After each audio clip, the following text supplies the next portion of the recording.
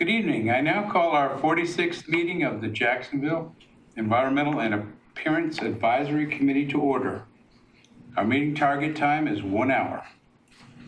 I want to welcome everyone to our meeting. I particularly want to welcome back Ms. Linda Henderson, who was reappointed at the March 5th, 2019 meeting of the City Council. Welcome back, Linda. And our newest member, Matt Ray. He was appointed at the March 19th, 2019 meeting of the City Council. Both he and Linda were also appointed to the Tree Board. We want to give you a hearty welcome and ask you to speak a little bit about yourselves. Well, my name is Linda Smith Henderson, and I'm retired, and I love volunteering, and I've been on this board before, and I enjoyed it, and I wanted to come back. Okay, Good. welcome. My name's Matt Ray. I've been a citizen here in Jacksonville for my entire existence, actually. Short stint in Wilmington for college and came right back. I have a local real estate and property management company, and excited to be on the board and looking forward to helping. Welcome. And now, as chairman of this committee, I will present to you your membership pin, sir.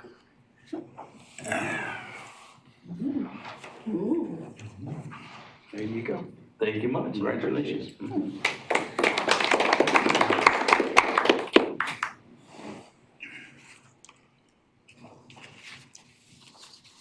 Are there any guests that will not be speaking or others that should be recognized this evening? If not, let us proceed. I'm Edward Blizzard and serve as chair for this committee. If everyone other than the two that just introduced themselves would tell us who you are. Starting down here with Jason. Oh, that's me behind, next to Jason. There we go. Oh, me. Lily Gray, Director of Community Engagement. Jason Smith, Parks Department, Horticulturist. Glenn Hargett with the city.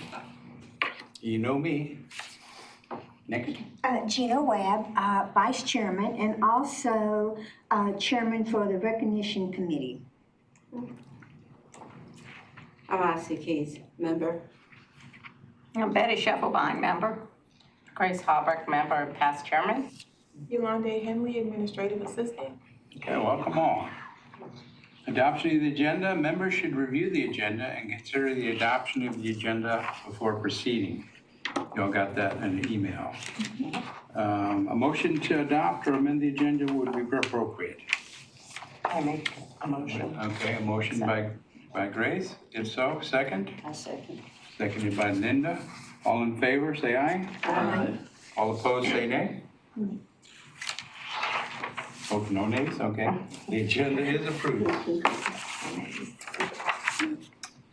Okay, consideration of the minutes for our February meeting are provided for your consideration.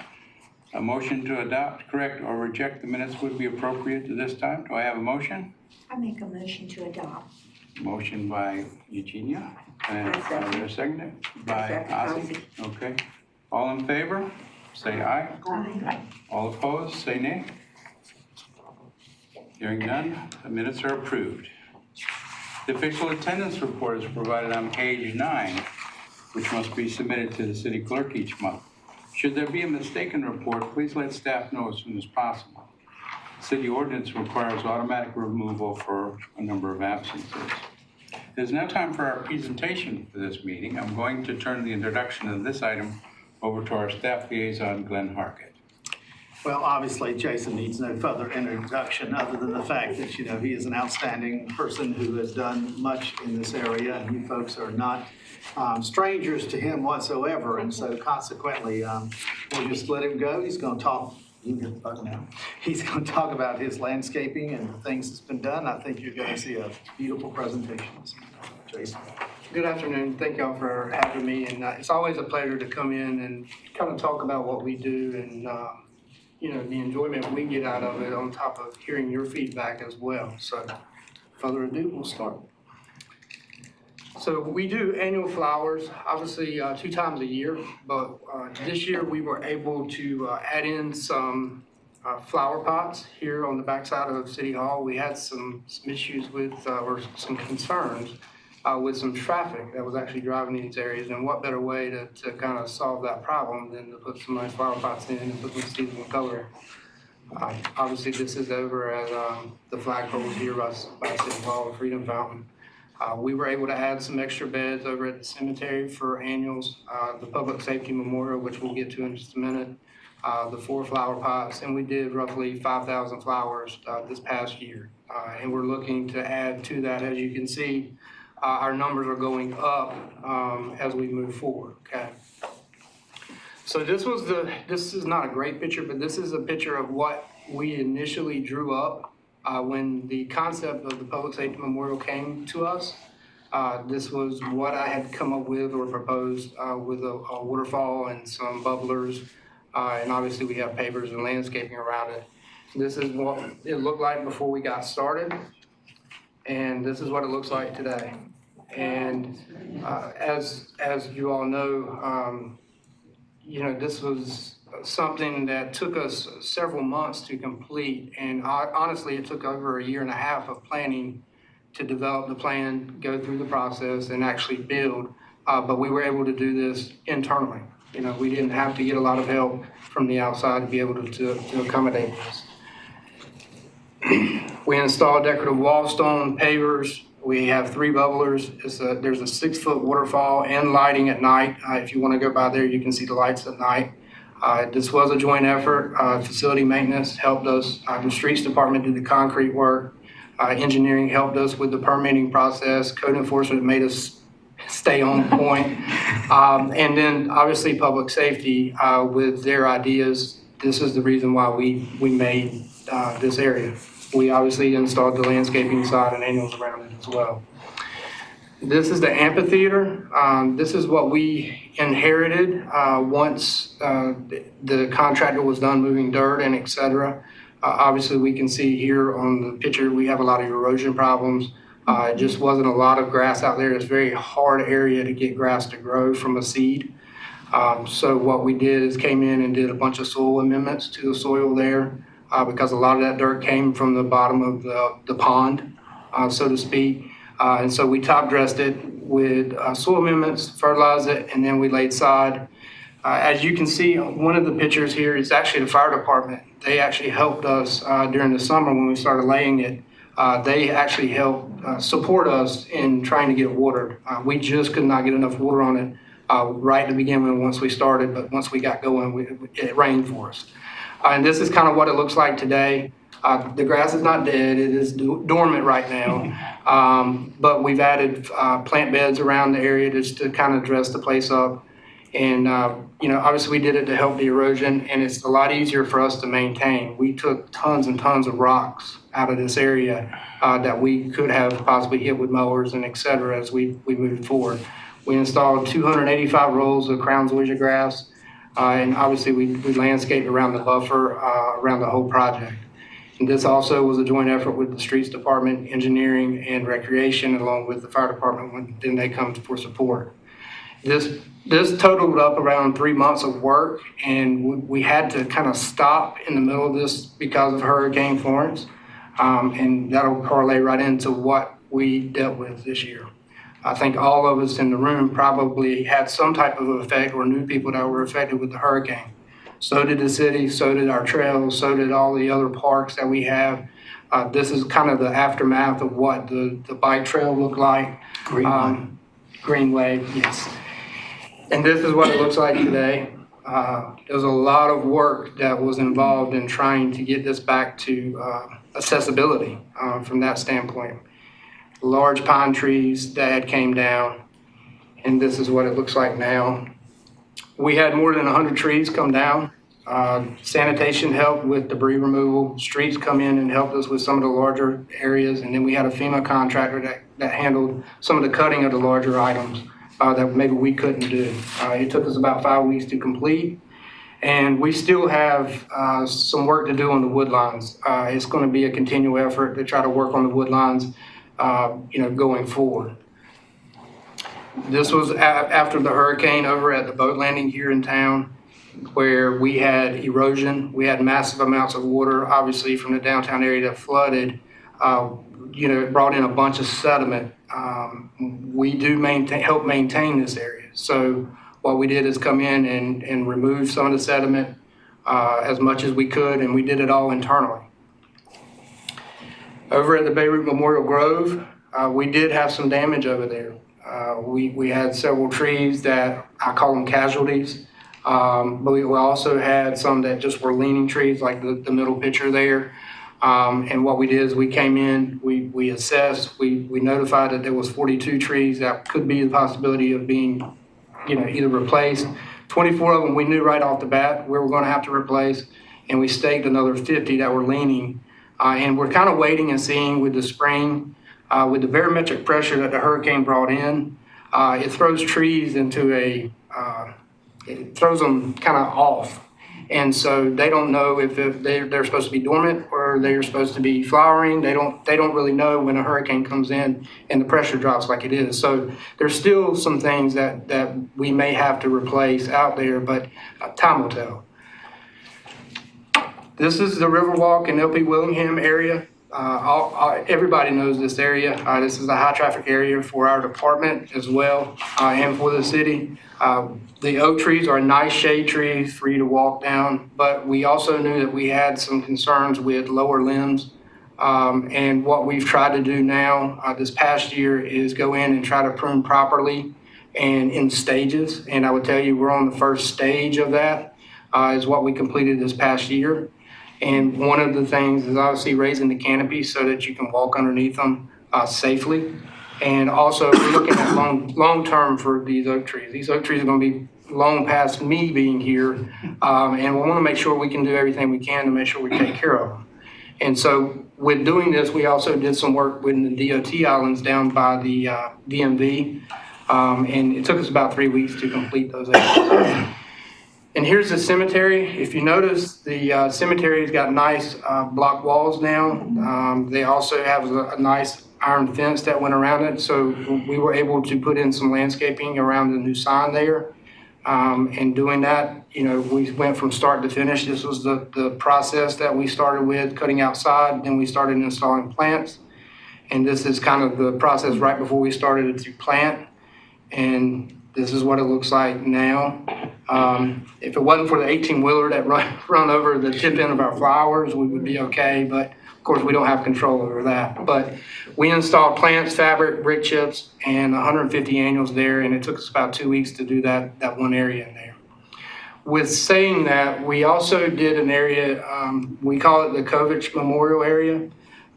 Miss Kovac, when she passed away, she had left the estate to the city to do enhancement work to the cemetery. Some of you might know is Dick and Sarah Kovac, and they lived over in the Brentwood area, and this is something that Mrs. Kovac, she was a native of Jacksonville, and her husband had served in the CIA, and when they retired here for a quiet existence of his retirement. And she left her estate. She wanted that, she had family that was buried there, and she wanted others buried there, and she wanted to have it look nice. And she did not like the chain link fence. And so, Richard was someone special to her because he got rid of some of the chain link fence out there. Obviously, in this area, it's going to be they're working on a bronze plaque now that'll tell the story of the Kovacs. So this area, we wanted to memorialize that area for her for what she had done for the city. So what we did is we come up with the idea of putting in a pergola area, a paver area, and then we were going to landscape around it. And like you said, we would put in the bronze memorial to memorialize it. So if anyone comes in there, they see, why some of the enhancements were done. And this was a joint effort. FMS was actually the ones that built the pergola. We did all this work internally. We had a lot of drainage work we had to do before we could do this type of work. And it took us about a month to completely finish the project because we were working with existing conditions in the cemetery. This is the public safety front area by Highway 17. If we remember right, last year, we had started doing phases of brick chip work in this area, and this was the final phase of this project. Because this area is such a large landscape area, we had to break it up into a couple of different years, and this was the final stage.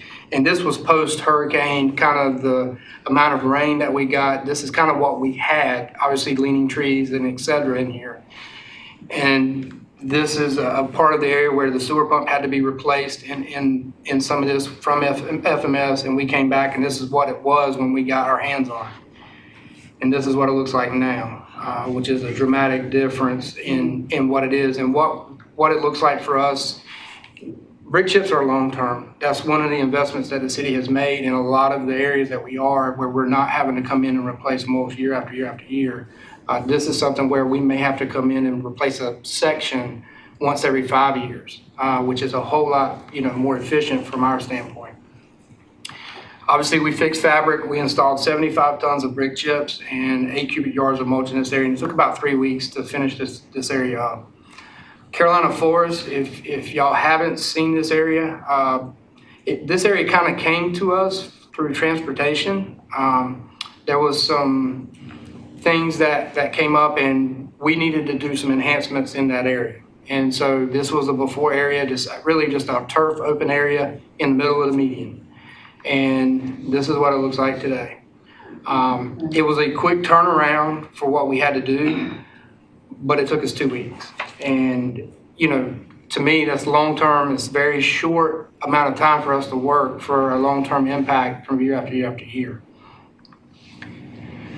This is an area right here by us, Johnson Boulevard. This is kind of, the turf islands that we had remaining. It was the only turf islands that we had remaining downtown for the most part. And so we wanted to add in some enhancements in these areas to tie in the Freedom Fountain area, to tie in the new flag poles down at the stop sign by Hargett, the cemetery, that whole area in there. And so what we did is came in and put in new landscaping. Obviously, once everything greens up, as far as the turf and everything, it'll look a whole lot better than even what it does today, because we had to do some of this work during the winter with some of these pictures. But it's taken a hold now. We work with media on this one. We work with streets on this and transportation to make this happen. The city did all this work. We had to get approval from a drawing standpoint from DOT, but the city was able to do all of it internally. And here's Clean and Green. So this is something that we started last year. We've invested some time and energy into this, but this is the holiday parade. I think it's a tradition in my standpoint now for us, and we have a good time doing it. But what it is we want to promote Clean and Green to all citizens, and it's a great opportunity to get it out on media through our local station. And this is part of our Clean and Green where we edge. This is Hargett Street, I think. Yes, this is Hargett Street, where these are areas that we do where owners don't, so to speak, and try to clean it up a couple times a year the best we can. But these are the vent track machines that we use to make us efficient. We can do most of this. The only handwork for the most part we have to do is maybe the shoveling and stuff like that. But the machines are doing a whole lot more for us and it's making us more efficient where we can do more. This is in front of public safety. Go back to that one and show them that vent track so they understand what. Yeah, so it's the big disc. Wheel. Yeah, the big disc on it. That's what's cutting the actual grass, and so we have weights on it, and really that's what cuts is pressure. And obviously the machine just pushes it, but it's the pressure that cuts between the concrete and the turf. And you don't get in front of it. No, and if you look in this picture, you actually see how we're set up. We have the sanitation vacuum truck right behind us, and we also have the police department, Mr. XY, behind us.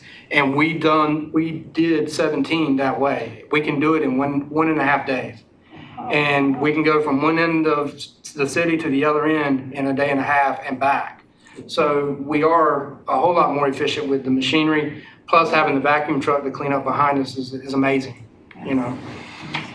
We picked up, on average, about 80 pounds of trash a day. That equates to about 20,000 pounds of trash a year. Obviously, with the hurricane, there was more debris this year when it comes to that. We did do some more frequent edging. We actually edged out here on Johnson Boulevard this past year, and we also did the Greenway Trail at the asphalt areas where we've never done before. And here's Christmas decorations. We were able to add some decorations this year. We added the, I call them grapevine balls, the blue balls, the green balls, and the red balls. We added those down in the LP Willingham portion by the water.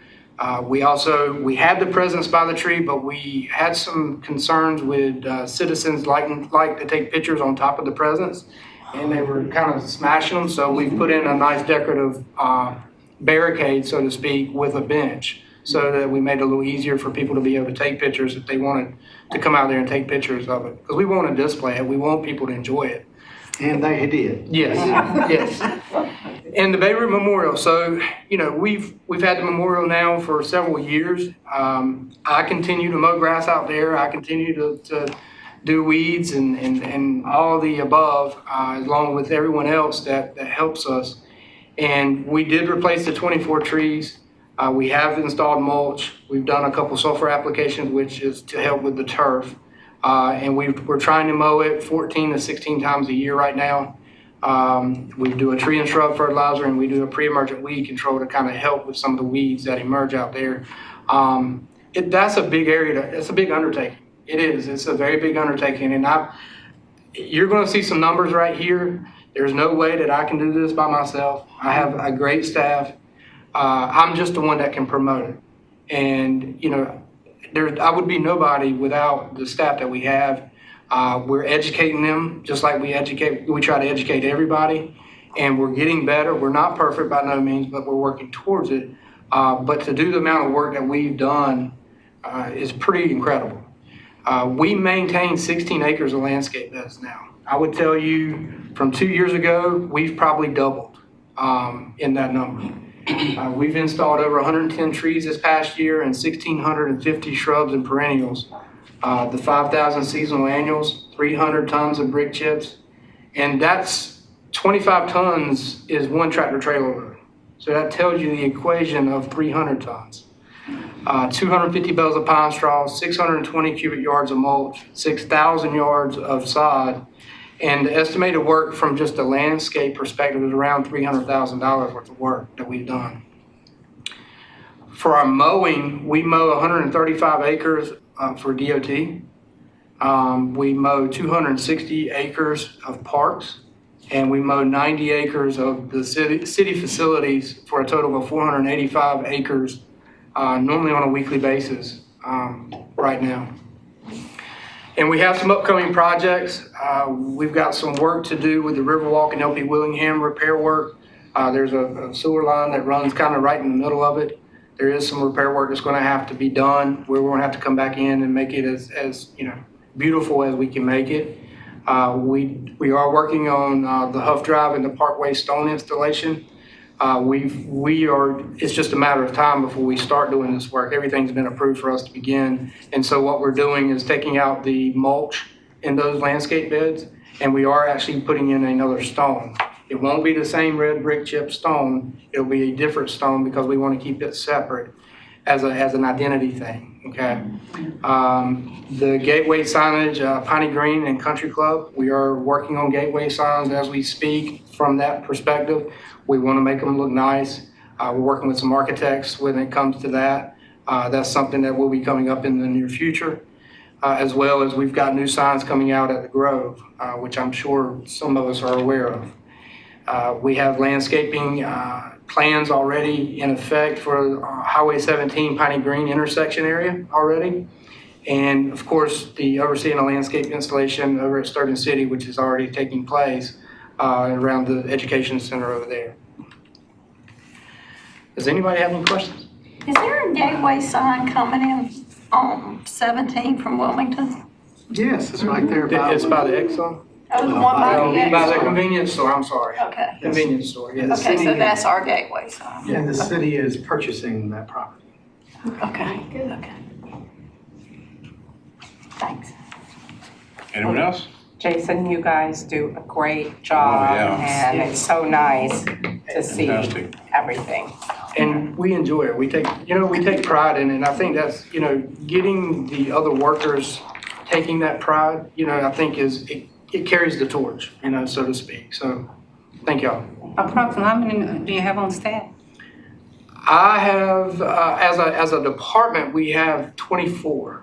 And we are somewhat split a little bit, but I have 12 that work directly with me.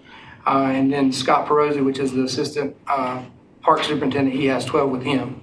And, some of the mowing numbers are together, and some of the landscape numbers are together. But we have a staff of basically 24 workers. And then you get some seasonal assistance. Yes, we do. We get some temporary workers that come in and help us this time of the year, starting up, green up, and they'll work through October timeframe roughly when we get into the decorating season for the most part. It's a big operation. Thank you so very much. Thank you. Yes, thank you for your presentation, Jason. At this time, the staff will present information on the next 3 items. Planning Subcommittee. Well, obviously, we've had some issues on the planning subcommittee meeting and some other things that have been going on.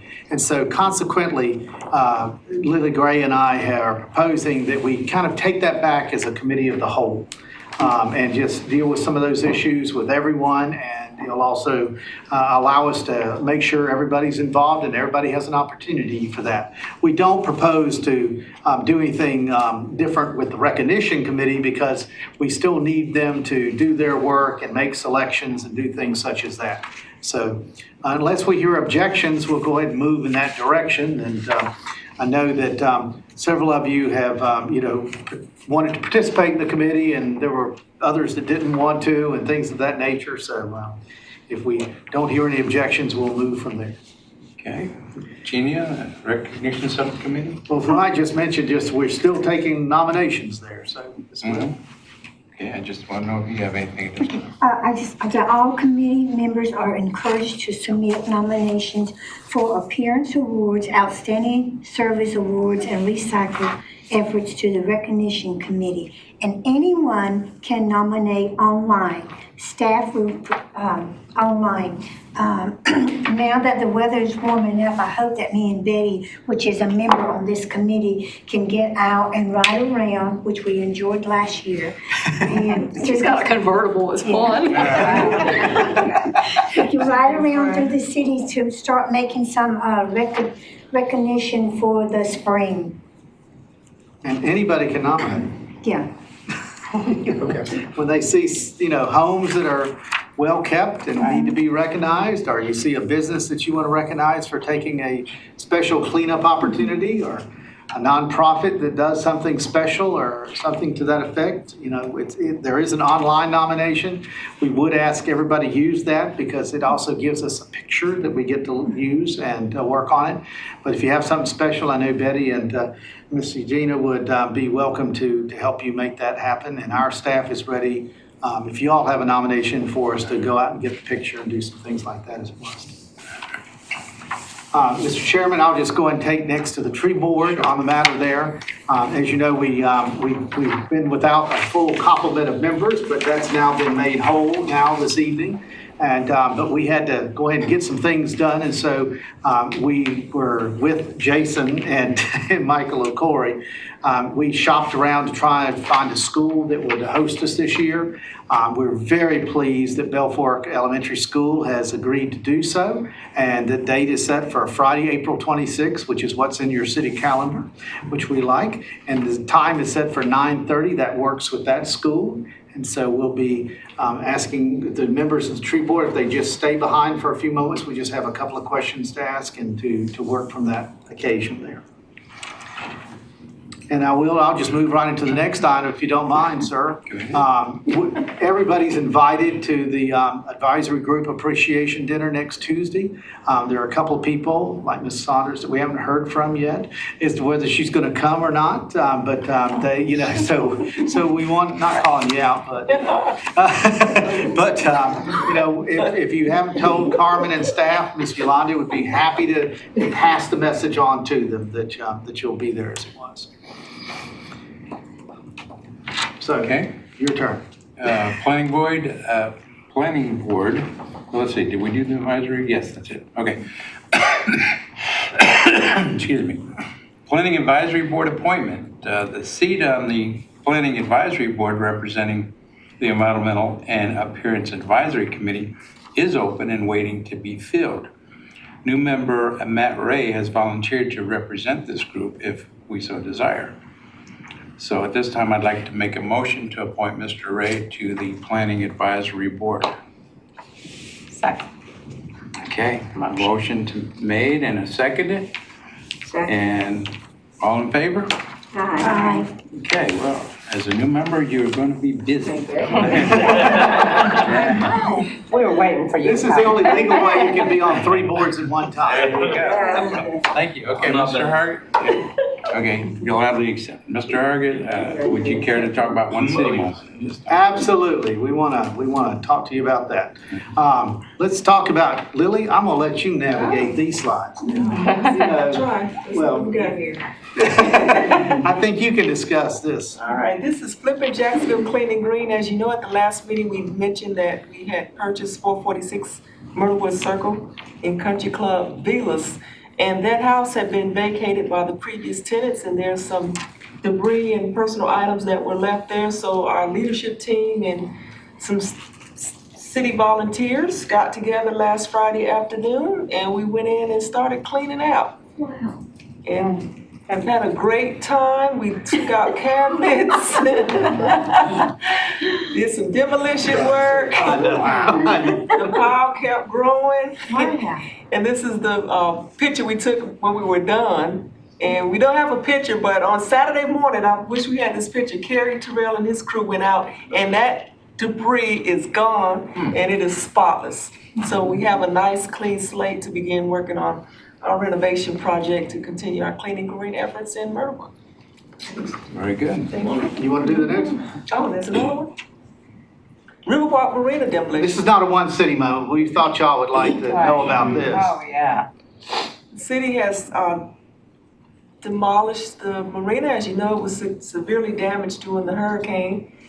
Determined that it was beyond repair and better to go ahead and take it on down. Oh. So this also happened last week. We're continuing to clean the city, make it a great place to live and view. And this, Glenn, I'm I'll gonna turn it take back this to one. you for this one. But one thing we want to say, we must have had on some of their, a lot of conversations with people and some comments made about the marina looked like, why didn't you just repair it? But inside, folks that have been in there and it said, no, that wasn't going to work there. And I'm sure Mr. Ray can talk about many things that look good on the outside, but they are not good inside. Not always the story. Monday was 1 year away from Census 2020. And so we want to ask all our advisory committees and such to start doing things on it. We're going to talk a little bit about it next Tuesday. But the bottom line is it's going to take everybody to get everybody counted. We know this will be the first year that you can actually, the first census that you can respond to it over the internet. And so some people will be apprehensive, some people won't. You can also do it by phone, and if you want to, you can use the old-fashioned way of paper. So, and then for those that don't respond by April the 1st, they're going to send somebody out to your house to see if it's occupied. But on Monday was the press briefing, and we joined the Complete Count Committee, which is basically the Civic Affairs Committee with some augmented members. Basically started out, they watched the live feed from Washington, D.C. At the Commerce Building and considered what was being said and what needs to be done and all of those wonderful things. And so consequently, they have upped their ante. They met again today, and it's a long list of things that have to be done. Here's the points that we would like you to take to the people that you know. Everyone counts. Everyone. The Constitution says every person should be counted in the census. For our community and for communities like ours in North Carolina, it represents $1,623 per person per year in federal funds over the decade. We think that we didn't get about 23,000, 22,000 people counted in the last census. Some of that had to do with how deployments were counted and such. That's $357 million of federal funds that would have come into our community. Wow. Think about that number.